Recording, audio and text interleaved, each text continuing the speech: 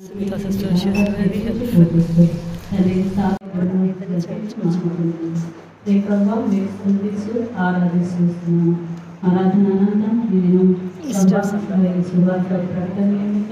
తండ్రి మేము బయలుదేరి సంఘంలోని వెళ్తారు మనందరికీ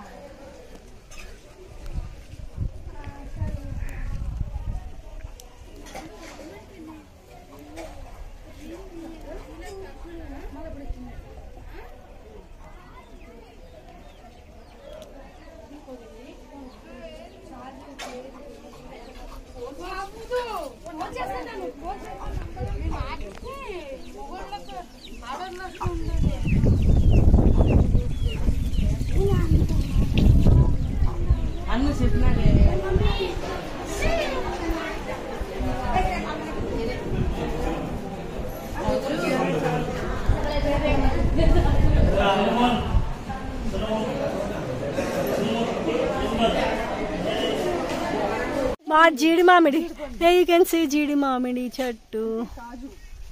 కాజు కాజు ఇక చూడండి నీట్గా కాయలు జీడి మామిడి అంటారు. ఇది డ్రై అయితే ఫస్ట్ గ్రీన్ పింక్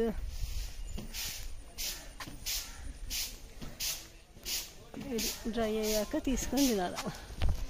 బాగుంది, బాగా ఉంటాయి. ఇదేం కాయ చెప్పండి, ఇది ఏమి కాయ చెప్పండి.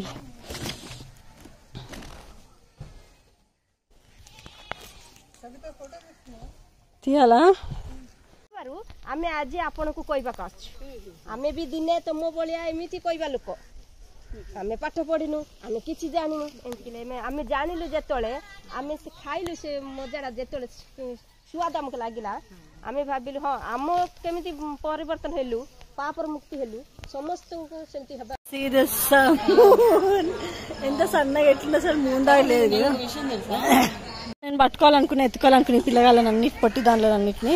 మా కెజే పొట్టిది అయితే తీస్తే బాగుండు, కానీ ఆ పొట్టి ఫుల్ బిజీగా ఉన్నట్టుంది. ఇక పొట్టి పొట్టి పొట్టి పొట్లి పొట్లి ఇవన్నీ కూడా.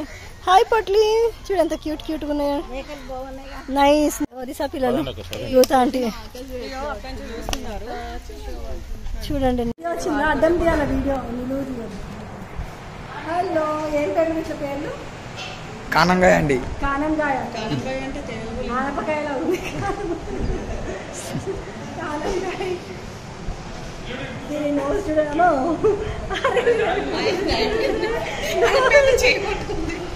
దీని బీడికి వచ్చి రెడ్ వైట్. Bye bye. లేదు. లేడీ హాయ్ హానా పిల్కా లేడీ మంచి వాళ్ళ డాడీని సర్వ్ చేస్తాను. ఇలాంటి బేట ఎక్కడ దొరుకుతుంది బేటీ? ఓ బేటీ, వెరీ గుడ్ బేటీ. చూడు ఇక్కడ చూడు బేటీ. కానీ ఒక దినాన్ని పెడతాడు ఆయన. దేవునితో సమానంగా కూర్చోవడమా, యేసు ప్రభు వారితో సమానంగా కూర్చోవడమా, ఎంత గొప్ప ఆధిక్యత అది అసలు. మనం ఏదో చాలా సులువుగా తీసుకుంటాం క్రైస్తవ జీవితం అంటే. దేవుని పిల్లలంటే అది సాధారణంగా ఉండేది కాదు. అది ఒక దినాన మహిమలో ఆయనకి సమరూపము గలవానిగా మనం చేయబడినప్పుడు, ఆయనతో సమానంగా సింహాసనం మీద కూర్చున్నప్పుడు అప్పుడు తెలుసుద్ది మనం ఎలాంటి వారము అనేసి. మన ప్రభువు యొక్క మహిమ అప్పుడు తెలుసుద్ది, మన ప్రభువు యొక్క గొప్పతనం అప్పుడు తెలుసుద్ది, మన ప్రభువు యొక్క విలువ అప్పుడు తెలుసుద్ది. ఎలాంటి వారిని ఎలాంటి వారిగా చేస్తా వచ్చాడు, సమరూపము గలవారిగా ఆయనతో కూడా. ఎంత వండర్ఫుల్ వర్డ్స్ ఇవన్నీ కూడా. ఆ విధంగా మన ప్రభు ఇవన్నీ కూడా ఎలా జరుగుతా వచ్చినాయి అంటే, యేసుక్రీస్తు వారు శరీరధారిగా ఈ లోకానికి వచ్చుట ద్వారా మనము పొందుకున్నటువంటి మేలు ఇవన్నీ. ఆ యొక్క యేసు ప్రభు వారిని అంగీకరించుట ద్వారా యేసు ప్రభు వారు శరీరధారిగా ఈ లోకానికి దిగి వచ్చి మన పాపముల కొరకు శిలువలో మరణించి సమాధి చేయబడి తిరిగి 3వ దినాన లేచాడన్న సత్యాన్ని మనము ఎరిగి దాన్ని అంగీకరించుట ద్వారా మనము పొందుకున్నటువంటి మేలు ఇవన్నీ. ఆ మేలులు పొందుకోకుండా చేయడమే అపవాది యొక్క పని. కానీ అపవాది క్రియలన్నింటినీ లయము చేసి ఆయన మనల్ని ఆకర్షించుకొని తన వైపుకు లాక్కుని ఇంత గొప్పదైనటువంటి ఆధిక్యతను, ఇంత గొప్పదైనటువంటి విలువైనటువంటి స్థాయిని ప్రభు మనకు ఒక దినాన కలుగు చేయబోతా ఉన్నాడు. దీనికి అంతటికీ కారణం ఆయన శరీరధారిగా ఈ లోకానికి రావడమే. మొట్టమొదటిగా ఆయన శరీరధారిగా రావడం వల్ల మనం పొందుకున్నటువంటి మేలులు ఇంకా అనేక ఉంటా ఉన్నాయి. వాటిలో 2 మాత్రమే ఇవి. ఆ విధంగా మన స్థితిని ఎరిగి నమ్మకంగా ప్రభువుకి ఈ లోకంలో జీవించగలిగినట్లుగా ప్రభు మనకు సహాయం చేయనుగా.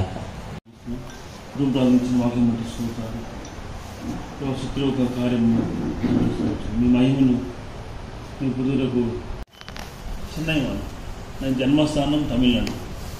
నేను తమిళ్ విల్వాకంలో నేను జన్మించాను. 81లో జన్మించాను. ఆ తర్వాత అక్కడి నుంచి నెల్లూరుకి వచ్చేసిన. నెల్లూరు అక్కడికి వచ్చి ఉన్నాము. నేను విగ్రహం తిరిగాను. భయంకర విగ్రహం. మా అమ్మ పేరు చాముండేశ్వర్, మా అమ్మ పేరు ప్రకాశం. నేను పెద్ద కుమారుని. విగ్రహాలంటే మన భయంకరమైన విగ్రహం. మా నాన్న అయితే అగ్గిగుండలు నడిచేవాడు. అగ్గిగుండలు నడుచుకుంటే వెళ్ళాడు. ఇంట్లో చుట్టూ విగ్రహాలు పుట్టాలి. బైక్ తాగుపోతుంది. సరే అట్లాగా మా చిన్నాయన ఉన్నాడు ధర్మవరంలో గాడుతున్నాడు. జేమ్స్ తెలుసుంటుంది. కదిరిలో సేవ చేశారు, కడపలో సేవ చేస్తారు. జేమ్స్ ఆయన పేరు. ఆయన ఆర్టీసీ ఎంప్లాయ్. ఆయన వర్షం దేవుని నమ్ముకున్నాడు. మా వర్షంలో ఆయన దేవుని నమ్ముకున్నాడు. ఆయన ద్వారానే మా నాన్న కూడా దేవుని నమ్ముకున్నాడు. తర్వాత విగ్రహాలు వదిలిపెట్టినాడు. నేను పెద్ద కుమారుని. నా శాస్త్రం ఏంటంటే నేను దొంగని, ఒక భయంకరమైన తాగుబోతున్నాను. రక్తం తాగుబోతున్నాను. పచ్చి రక్తం తాగిన దొంగను. పచ్చి రక్తం తాగి పచ్చి మాంసం తినేవాడిని, పచ్చి కొవ్వు తాగేవాడిని, గాడిద చీరాలు వెళ్ళేవాడిని. స్నేహితులు వెళ్ళి భయంకరంగా ఆ పచ్చి మాంసం తెచ్చుకోవడము, ఆ పచ్చి రక్తం తాగడం, వీళ్ళు తాగడము, అట్లా భయంకరమైన అనేకమైన లోకంలో జీవిస్తూ వచ్చాను. జీవించినప్పుడు నేను దేవుడు నన్ను రక్షించుకున్నాను. 2000 సంవత్సరంలో నేను దేవుని రక్షించుకున్నాను. 2000 సంవత్సరంలోనే ఆ సంవత్సరంలోనే నా రక్షణ, నా బాప్తీసం, నా సేవ దేవుడిచ్చాను. సేవ పిలుపు ఎప్పుడో నేను బాప్తీసం తీసుకున్నాను. 2000 సంవత్సరంలోనే అక్కడ ప్రభు నన్ను సిద్ధపరుస్తూ వచ్చినాడు. నా యొక్క సాక్షి చెప్పాలంటే చాలా భయంకరమైన జీవితం. తాగి అమ్మను కొట్టేవాడిని, తమ్ముళ్ళు కొట్టేవాడిని, పైకి వ్యభిచారం, తాగుడు, గంజాయి అన్నీ ఎత్తున్నవాడు. దొంగతనం చేసేవాడిని, బైక్ దొంగతనం చేసేవాడిని. చెప్పండి గడిచెప్పు కావాలి. ఇప్పుడు భయంకరమైన పాప జీవితం. సమయం లేదు కాబట్టి దేవుడు రక్షించినాడు. 2000 సంవత్సరంలో రక్షించబడ్డారు. తర్వాత 2002లో నేను సేవకు స్థాపించుకున్నాను. సంపూర్ణ వచ్చేసిన పూర్వములకు వచ్చాను. 2002లో నుంచి వీరంరాజు ఫిలిప్ అని మీకు తెలుసుంటుంది. ఆయన జర్మనీలో సేవ చేస్తున్నాడు. అక్కడికి వచ్చి అక్కడ ఉన్నాను. మళ్ళీ 2007 దాకా ఉన్నాను సేవ ట్రైనింగ్లో. లాస్ట్ తిరుపతి దైవసన్ ఉన్నాను.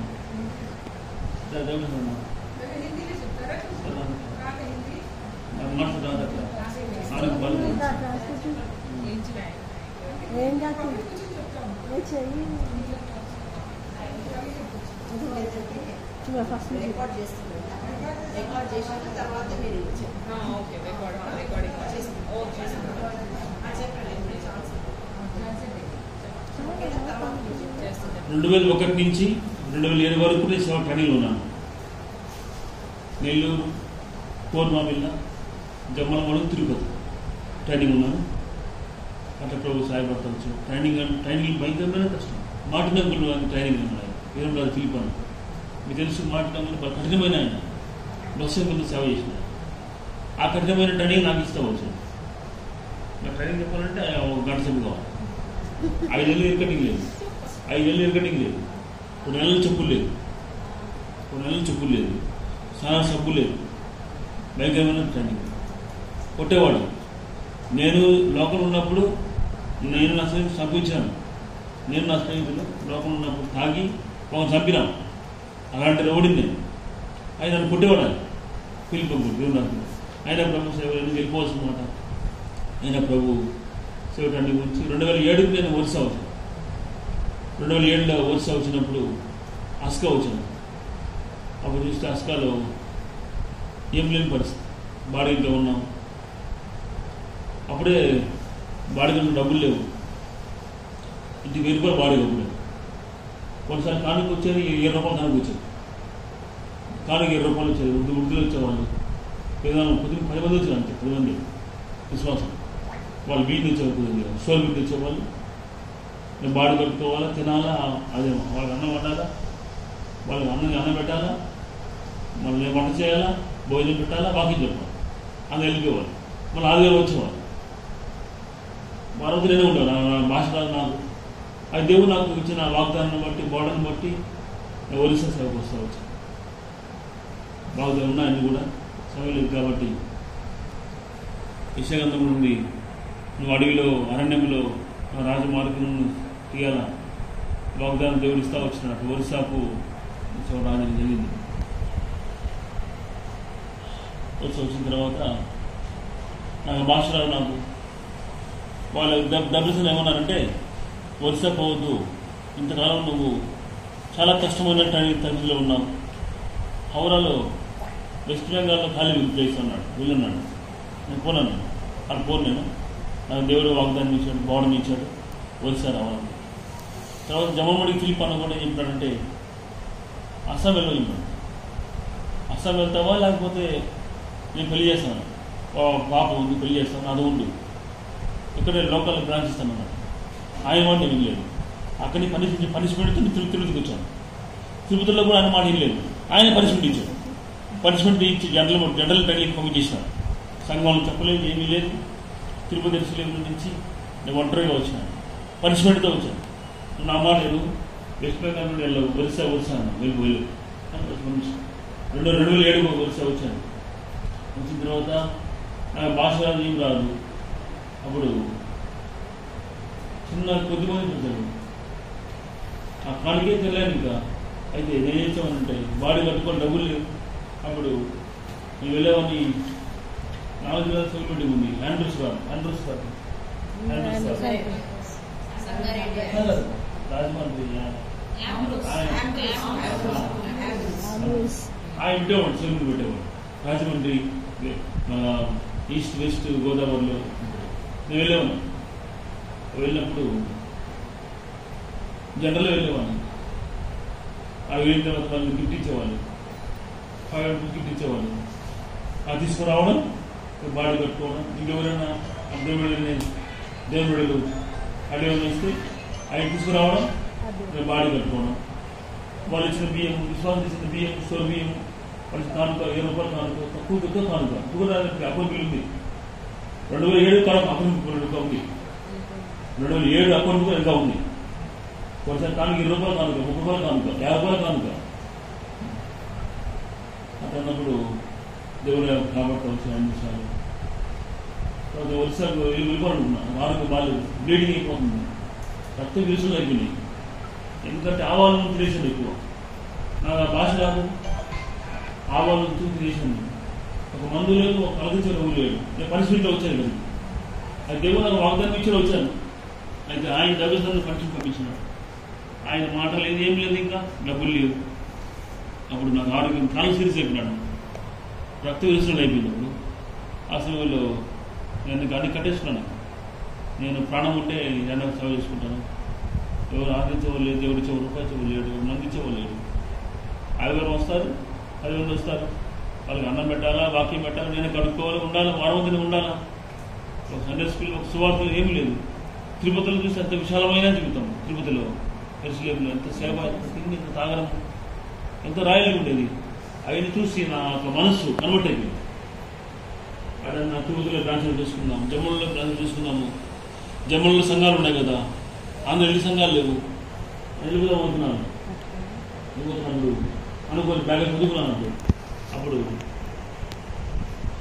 దారిలో ఈ రోడ్లోనే భజనందన్ వాళ్ళు ఊరేగు చేస్తున్నారు. ఊరికి ఆర్ఎస్ఎస్ ఊరేగు చేస్తున్నారు. అప్పుడు నాకు భయం ఎక్కువైపోయింది. మీరు అట్లా పడ్డామంటే మనం చంపేస్తారు ఆర్ఎస్ఎస్ భజన వాళ్ళు. మనం స్వాట్ చేయలేము ఇక్కడ. అప్పుడు నేను స్వాట్ చేయలేకపోతే స్వాట్ చేయలేదు.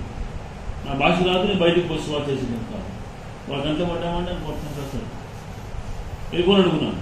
అప్పుడు ఒక స్వరం వస్తారు. ఒక స్వరం వచ్చింది. నాకు చెయ్యవా? ప్రభు అడుగుకుంటున్నాను. ఆయన అడుగుతున్నాడు, అడుగుతున్నాడు నాకు చెయ్యవా, నాకు చెయ్యవా, చెయ్యవా. ఒక ఆత్మ దేవుడు స్వరం నన్ను ఆవరించేసి ఎటు విన్నా స్వరం వినబడతాం. నువ్వు వెళ్ళిపోతావా అని ఆయన అడుగుతా ఉన్నాడు.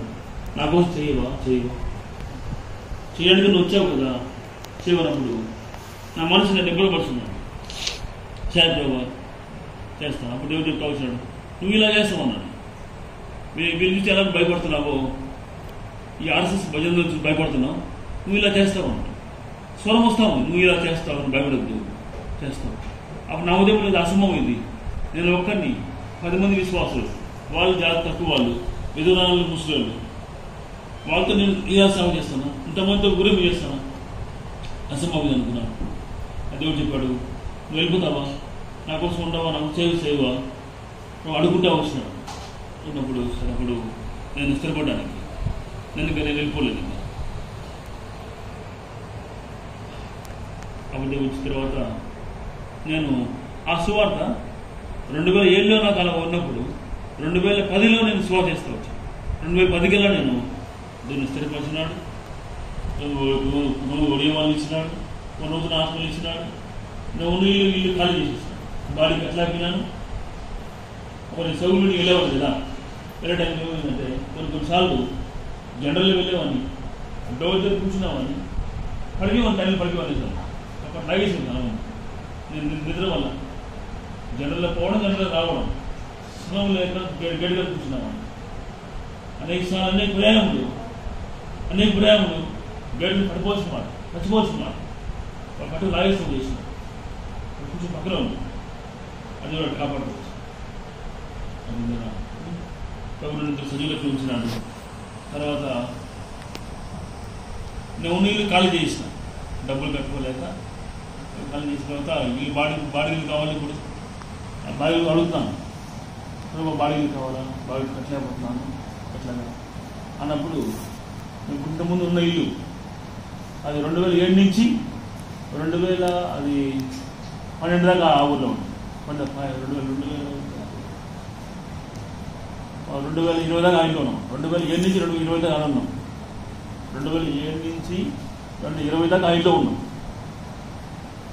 ఆ ఇల్లు ఏమిటంటే దయ్యాల ఇల్లు, దయ్యాలు కంప, భయంకర దురాత్మ సమాధి ఇల్లు. ఆ ఇంట్లో ఉన్నాం. 2007 నుంచి 20 దాకా ఆ ఇంట్లో ఉన్నాం. ఒకే ఇల్లు. ఆ ఇంట్లో ఒకరైతే మర్డర్ చేయిస్తాడు. అంటే ఈ కాంగ్రెస్ పార్టీ ఎమ్మెల్యేని చంపేసినారు. చంపేస్తే అది కాంగ్రెస్ పార్టీ ఆఫీసర్, ఆ పెద్ద బంగ్లాని చంపేసి ఆ కాలంలో చేసినారు. వాళ్ళ తమ్ముడు పరారైపోయినాడు. ఆ పార్టీకి మూవ్ చేసినాడు. ఆ వ్యక్తి బరంబరికి వెళ్ళిపోయినాడు.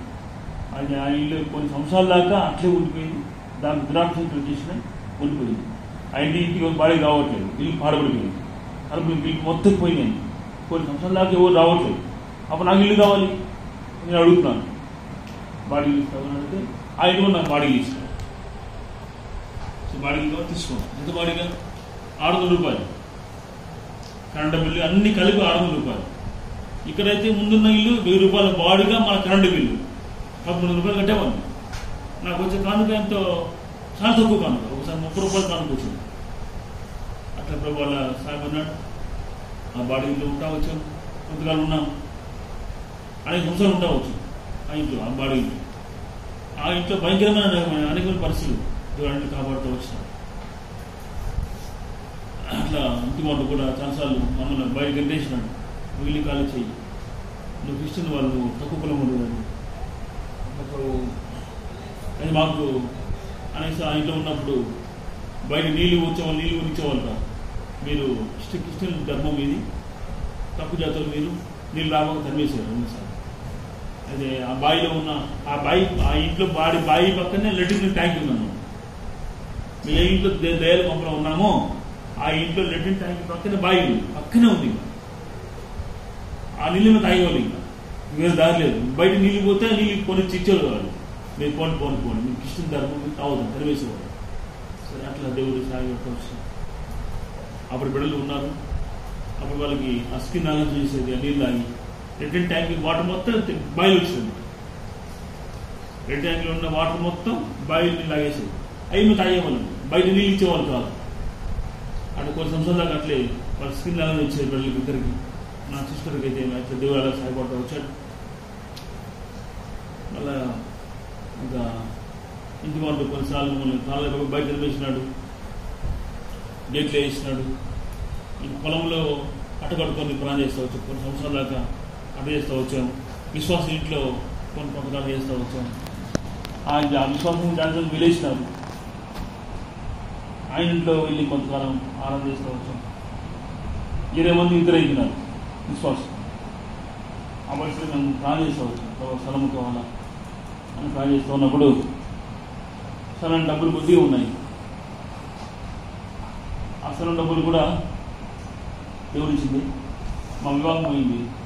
మినీ కాంగ్రెషన్ పిలిపంగులు ఇచ్చారు. జోషమ్మ పిలిపంగులు ఇచ్చారు. తిరుపతిలో అయింది. అప్పుడు మ్యారేజ్ చేస్తే ఆ మ్యారేజ్లో కొన్ని వేల మంది వచ్చారు. పెళ్ళికి 3,000 మంది వచ్చారు. ఆ డబ్బంతా డబ్బు వచ్చారు, లక్షల డబ్బు వచ్చారు. ఆ డబ్బంతా కూడా ఉంచినాం. వచ్చిన తర్వాత ఆ డబ్బు స్థలం చూసుకున్నాం. అనుకున్నాం ఈ స్థలము అప్పుడు కొనుక్కోండి, డబ్బులు ఎక్కువ. 1,80,000 ఇక్కడ, 1,80,000 రూపాయలు స్థలం. నన్ను డబ్బులు లేవు మా దగ్గర. మాకు స్థలం ఎవరు ఇవ్వట్లేదు. ఎందుకు? మీరు క్రిస్టియన్ ధర్మం మీరు అని మాకు ఏ గ్రామం పోయినా సరే మేము స్థలం కొన్నాము తరిమేస్తారు. ఇది ఏంటంటే ఎన్ఐసి అంటే తాలూకా. ఇది ఏమంటారు? ఎన్ఐసి అంటే ఏమంటారు? ఇది తాలూకా అనమాట. ఇది టౌన్ సిటీ అనమాట. ఇది డబ్బులు ఎక్కువ. ఇక్కడ విలేజ్లకు తక్కువ డబ్బుకి వస్తుంది. విలేజ్కి తక్కువ డబ్బుకి వస్తుంది. అది విలేజ్ ఉంచారు వాళ్ళు. Municipality very good, thank you. మున్సిపాలిటీలో అందరూ ఉన్నారు. ముస్లిం ఉన్నారు, క్రిస్టియన్ ఉన్నారు, కొంతమంది ఉన్నారు. విలేజ్ పోయినామంటే అది ఎక్కువ క్యాస్ట్ ఫీలింగ్ ఎక్కువ. మేము క్రిస్టియన్ ధర్మం వెళ్ళామంటే మమ్మల్ని తండ్రినే కొడతారు. స్థలం కొన్నా వాళ్ళకి ఇచ్చి వెళ్ళిపోవాలి. అయితే ప్రభావం మేము ఎక్కడ తీసుకొస్తాం అని మాకు ఆశ. సరే దేవుని బట్టి ఈ స్థలం చూసాము. డబ్బులు ఎక్కువ ఉంది. అప్పుడు ప్లాన్ చేసుకోవచ్చు. ఎలా చేయాలి ప్రభావం, మేము ఒక అద్భుతాన్ని చేయాలి ప్రభావం. అప్పుడు 21 రోజులు ఉపవాసం ఉన్నాం. 21 రోజు దేవుడు వాగ్దానం ఇస్తే 21 రోజు ఉపవాసం ఉన్నాం. దేవుడు అద్భుతాన్ని చేసినాం. ఏమంటే పెద్ద తుఫాన్ వచ్చింది. తుఫాన్ వస్తే అసక మొత్తం మునిగిపోయింది. ఇంత 5 వాటర్ వచ్చేసింది. మేము 2 రోజులు మేము వాటర్లో ఉన్నాం. ఆ పాడమైన బిల్డింగ్లో ఉన్నాం. మట్టి గోడలు ఇంట్లో ఉన్నాం.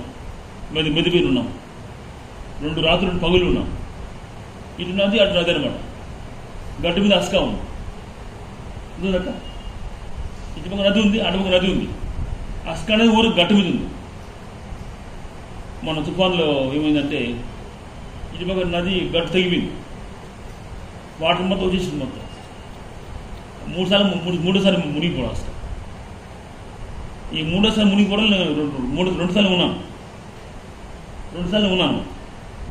2 సార్లు మునిగి నేను ఉన్నాను. ఈ 3వ సారి ఏమైందంటే వాటర్ మొత్తం గైడ్ వాటర్ వచ్చింది. అసలు టౌన్ మొత్తం మునిగిపోయింది. మేము అట్లా ఉన్నప్పుడు దేవుడు సహాయం చేసుకోవచ్చు. అప్పుడు వర్షం వాటర్ మొత్తం తగ్గిపోయింది. అప్పుడు ఇటు రేట్ పడిపోయింది. 80,000 ఉన్న స్థలం 30,000 చేసింది. 80,000 మూర ఉంది, 30,000 చేసింది. అప్పుడు మా డబ్బులు లేవు. డబ్బులు లేకపోతే ఎటు చేయాలి? డబ్బులు లేవు. అప్పుడు మేము ఎప్పుడైతే తుఫాన్లో ఉన్నామో మాకు తిండి లేక నిద్ర లేక ఆ కష్టమైన పరిస్థితుల్లో దేవుడు చూసి అనేక మంది బిడ్డల విశ్వాసం ఉదయాలు తెరిచాడు. వాళ్ళకి ఏమైనా సాయం చేయాలి. వాళ్ళు ఈ పరిస్థితులు ఉన్నారు. అనేక మంది భారతదేశం అంతా పిల్లలందరూ కూడా మా కోసం మా ప్రేమ చూపుతావచ్చు. వాళ్ళ కొద్దిగా పంపిన బహుమతి తీసుకొని మా దేవుడు కొద్ది డబ్బు తీసుకొని మీ స్థలం కొనేసి అని దేవుడు సాయం చేస్తూ వచ్చినాడు. అట్లా స్థలం తీసుకున్నాం, పునాదికి వేసుకున్నాం. పునాది వేసిన తర్వాత శత్రువు వరం లేపినాడు. శత్రువు నన్ను తనకూడదు అనుకున్నాడు, సేవ చేయకూడదు అనుకున్నాడు. అది నేను ఉన్నాను, ఆత్మను రక్షించాము. ఒక బ్రాంచ్ దేవుడు ఇచ్చినాడు, దొంగలు మారారు, అసలు బతుకుతున్నారు. సేవ తీసుకున్నాము, పునాది వేస్తూ ఉన్నాము. అప్పుడు శత్రువు వరం లేకుండా నాకు అప్పుడే పునాది వేసినప్పుడే ఒక వ్యక్తి వార్నింగ్ ఇచ్చాడు. నువ్వు ఇక్కడ చర్చికి కట్టినావు తెలుస్తూ ఉంది, అవి నువ్వు కట్టద్దు, కట్టమంటే నువ్వు ఉండవు అని చెప్పి. ఒక వారం రోజుల తర్వాత నేను భంజనూరుకు వెళ్ళి పరిసర వస్తూ ఉంటే నీకు తెలిసిన 2 వ్యక్తులు వచ్చి నన్ను బైక్ అటాక్ చేసి నన్ను వెపన్స్ ద్వారా నాకు బ్రెయిన్ స్ట్రోక్ ఇచ్చి నన్ను పడేసిన. అప్పుడు నా బ్రెయిన్ మొత్తం బయటకు చేసింది. మొత్తం కళ్ళు 2 చీలిపోయి బ్రెయిన్ ఓపెన్ అయిపోయింది, బ్రెయిన్ బయటకు చేసింది. అప్పుడు వెంటనే ఇంకా బరంపూర్ పోయి తీసుకెళ్ళారు. 2 కుట్లు వేసినారు వాళ్ళు. ఈ వ్యక్తి బతకడం కష్టము, మీరు విశాఖపట్నం పోతే కొన్ని గంటలు బతకచ్చు, కట్టకు వెళ్తే భువనేశ్వర్ కట్టకు వెళ్తే కొన్ని గంటలు బతకచ్చు. మనకి డబ్బులు లేవు. ఉన్న డబ్బు అంతా కూడా ఫస్ట్ కరోనాలో పునర్వేసిన సమయంలో మన విశ్వాసులు వచ్చారు పని చేయడానికి, వాళ్ళకి డబ్బు ఇచ్చి పంపించేసిన. డబ్బులు ఏం లేవు. అప్పుడు దేవుడు ప్రోమటి ఏబ్రాంలో సాంసన్ అన్న చెప్తా వచ్చాడు అని కూడా ఇలా పరిస్థితి యేసుదాస్ ఇలాగా పరిస్థితి అయిన చెప్తాడు, లైవ్లో చెప్తా వచ్చాడు. మళ్ళా దేవుడు మళ్ళా విశ్వాసం తెలిసినట్టు, దేవుని మీకు బిడ్డలు తెలిసినట్టు వాళ్ళ స్థలాల నుంచి మళ్ళీ వాళ్ళు ఏం చేశారంటే యేసుదాస్ను కాపాడాలా, బతికించాలని చెప్పి వాళ్ళు కొంత భగవంతుడు పంపుతా వచ్చారు. అప్పుడు నేను విశాఖపట్నంలో నాకు నా బాడీ తెచ్చినారు, నాకు సుఖం లేదు. అప్పటికి నాకు బ్రెయిన్లో నరాలు తెగిపోయినాయి, ఆ చెయ్యి కాలు పడిపోయింది, నాకు కొమ్మలో వెళ్ళిపోయినాడు. 2 రోజులు కొమ్మలో ఉన్నాను. అప్పుడు డాక్టర్ అన్నాడు, ఫస్ట్ కోవిడ్, అప్పుడు బ్యాకేమన్నా కోవిడ్, ఎవరు తెచ్చుకోవట్లేదు. బ్రెయిన్ బయటకు తెస్తే మన బెరపులో మన విశ్వాసం తీసుకెళ్ళి లోపల తోసేసి బ్రెయిన్ లోపల కుట్లు వేసి పంపించేసినారు విశాఖపట్నం. అక్కడ ఎవరు తెచ్చుకోవట్లేదు. రికమెండేషన్ ద్వారానే విశాఖపట్నం హాస్పిటల్ చేసి పడుకోవచ్చు. 2 రోజులతో నాకు కొమ్మలు ఉన్న సుఖం లేదు. వాళ్ళు డాక్టర్ అన్నాడు, డాక్టర్ ఏమిటా అంటే వాళ్ళు 2 రోజులు చూస్తాం, 50 గంటల తర్వాత వ్యక్తికి సుఖం వస్తే ఆపరేషన్ చేస్తాం. సరే 2 రోజుల తర్వాత నాకు సుఖం వచ్చింది. ఆ వెంటనే ఆపరేషన్ చేసిన. ఆపరేషన్ అయినా సరే అమ్మ బతకడం కష్టం అని సంతకాలు పెట్టించుకున్నారు. చచ్చిన బతుకు ఒక సంబంధం చెప్పారు.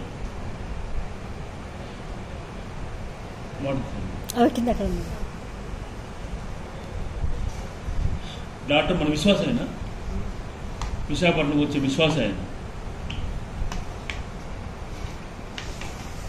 ఆయన ఏమన్నాడంటే ఆపరేషన్ చేసినా సరే చనిపోయినప్పుడు మాకు సంబంధం లేదు, డబ్బులు 1 లక్షలు అవుతుంది, చీలన వద్దా, డబ్బులు ఏమి లేవు, మరి 1000 రూపాయలు డబ్బులు లేవు. ఆ సమయంలో మన శాంసన్ అన్న లైవ్లో అందరికి పంచుకుంటూ వచ్చాడు. మళ్ళీ ఆ స్థలం నుంచి మన బిడ్డలు వాళ్ళ ప్రేమ బహుమతి చూస్తూ వచ్చారు. వాళ్ళకు ఆపరేషన్ చేసినారు. మళ్ళీ 50 గంటల తర్వాత 50 గంటల తర్వాత నాకు సుఖం వచ్చింది. ఫస్ట్ 50 గంటల దాకా ఏం లేదు, కొమ్మలో ఉన్నాను, ఆపరేషన్ అయింది. మళ్ళీ 50 గంటలు అయింది, అప్పుడు నాకు సుఖం వచ్చింది. కొన్ని రోజుల దాకా నాకు మెమరీ పనిచేయలేదు. ఎవరు గుర్తుపట్టలేకపోతున్నాను, బిడ్డలు వస్తున్నారు, సిస్టర్లు వస్తున్నారు, ఎవరు గుర్తుపట్టలేకపోతున్నాను, ఏదో పిచ్చిగా మాట్లాడుతున్నాను, ఏం తెలియట్లేదు. మన కొన్ని రోజుల తర్వాత మెమొరీ దేవుడు మెల్లగా మెమొరీ ఇస్తావచ్చు.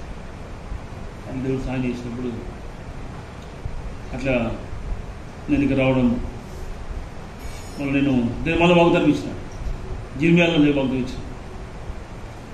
ఏ వాగ్దానం అంటే మా నెల్లూరు మాది, నేను నెల్లూరు వెళ్ళాను. నెల్లూరు పోదామంటే అక్కడ విశాఖపట్నం మందిలో ఉన్నాను. ఆపరేషన్ తర్వాత హాస్పిటల్ నుంచి మందిరంకి వచ్చాను, శాలంకి వచ్చాను. అక్కడ ఫస్ట్ కోవిడ్ బట్టి వాళ్ళు మందిరం ఉంచుకోలేదు. వాళ్ళు మందిరం మేము లాక్ చేస్తాము, వెళ్ళిపోమని చెప్పినాను. నువ్వు ఎక్కడ పోలేను ఇప్పుడు, ఇంకా ఈ మందిరికి వస్తామంటే పైకి రావాలి. ఇంకా పచ్చి పుండు ఆపరేషన్ అయింది, అంత జర్నీ చేయలేను. తర్వాత కాళ్ళు చెయ్యి పని చేయట్లేదు, నేను పై ఎక్కలేను. ఫీజులు చేసుకోవాలి, ఎక్సర్సైజ్ చేసుకోవాలా, కరెంటు పెట్టుకోవాలా.